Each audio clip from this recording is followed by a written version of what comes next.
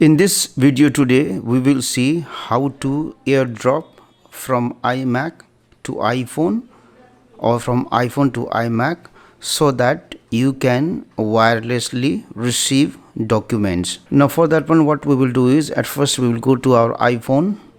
Then I will pull the screen down from the upper right corner to open the control section. Then I will tap and hold on this icon here. Make sure that you have enabled this option airdrop.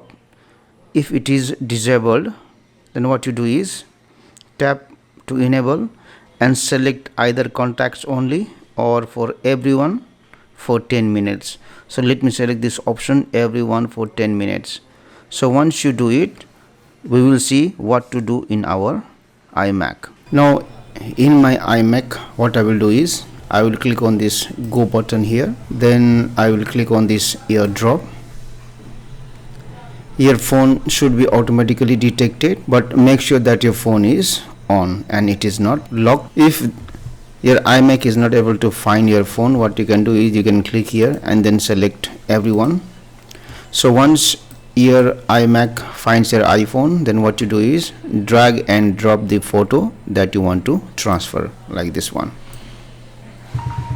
And let us see what happens in my iPhone.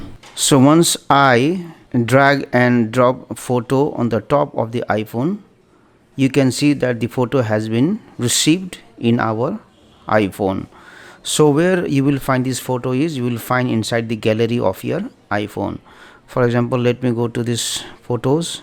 Let me go to album, and if you see in recent folder, you will see the photo. So in this way you can airdrop from iMac to iPhone or from iPhone to iMac. It is the same process. Thank you for watching this video. Please like and comment on the video if you found it helpful. Also click on the subscribe button and hit on the bell icon to get the notification of our latest videos for free.